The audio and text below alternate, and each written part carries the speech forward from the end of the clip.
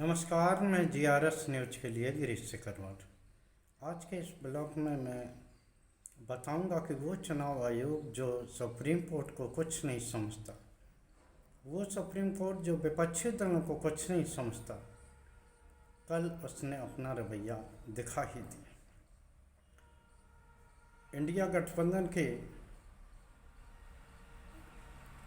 या यूं कह लीजिए कि विपक्षी दलों के 300 के करीब सांसद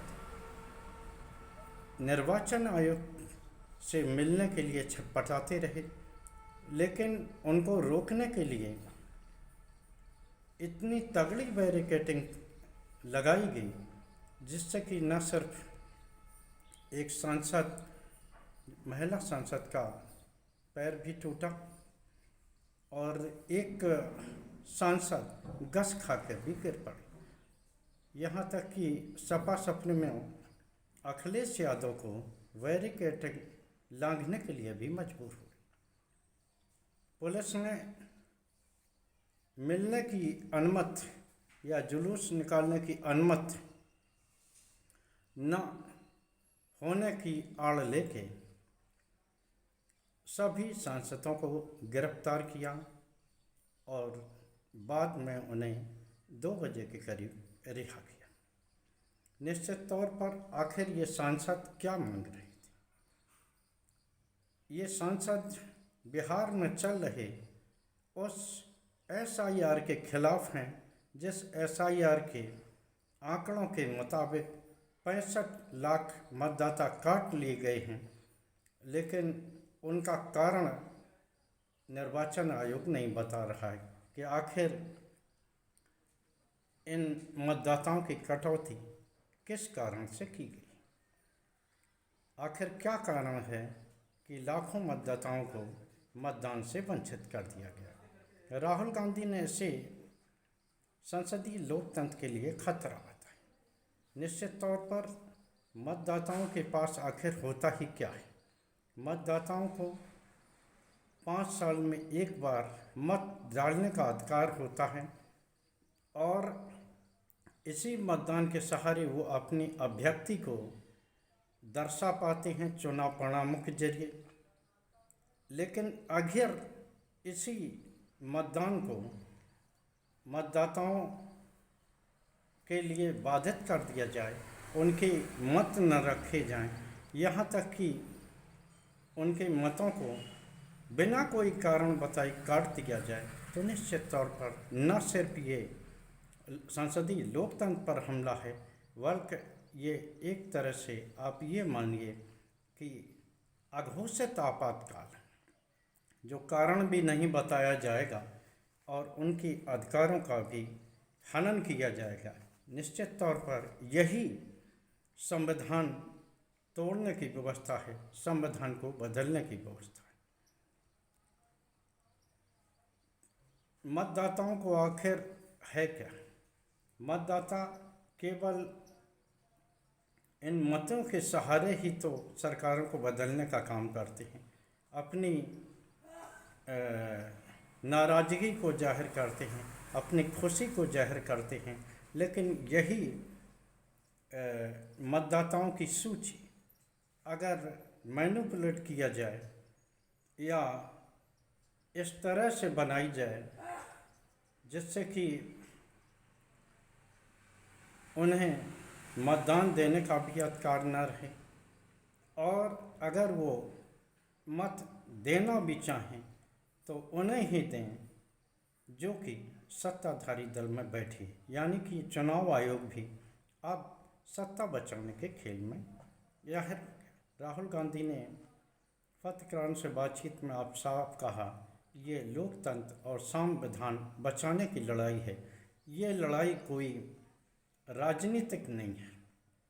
निश्चित तौर पर अब विपक्षी दलों ने ये तय कर लिया है कि अगर उन्हें अपनी राजनीति बचाना है, अपने दलों को सुरक्षित रखना है, तो निश्चित तौर पर उन्हें निर्वाचन आयोग के खिलाफ और वर्तमान सरकार जो धीरे धीरे करके तमाम संवैधानिक पिलरों को ढाती जा रही है से बचाना ही होगा। अब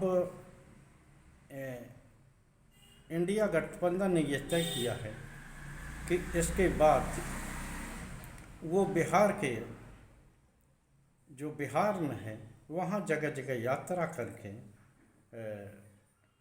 लोगों को उनके अधिकारों के बारे में और निर्वाचन आयोग जिसका कि काम निष्पक्ष चुनाव कराना होता है उसकी कार्यशैली से अवगत कराएंगे और ये दिखाने का प्रयास करेंगे कि किस प्रकार से जनता के अधिकारों को सत्ता की सह पर लूटा जा रहा है। निश्चित तौर पर कल सरकार ने विपक्षी दलों की अनुपस्थिति का काफ़ी लाभ उठाया। जब विपक्षी दल बाहर चले गए और सदन को स्थगित किया गया, इसके बावजूद भी सरकार ने 4 विधेयकों को लोकसभा से और 5 विधेयकों को राज्यसभा से पारित कर दिया। यहाँ ये सवाल होता है कि जब सदन ऑर्डर में नहीं, विपक्षी दल सदन में नहीं है, तो आखिर किस प्रकार आप बिना चर्चा के विधेयकों को पारित करा रहे। एक तरह से ये संसदीय परंपराओं की अवहेलना है, लेकिन कहते हैं कि मोदी सरकार में जो हो जाए वो जायज़ है, यानी कि मोदी है तो सब मुमकिन है।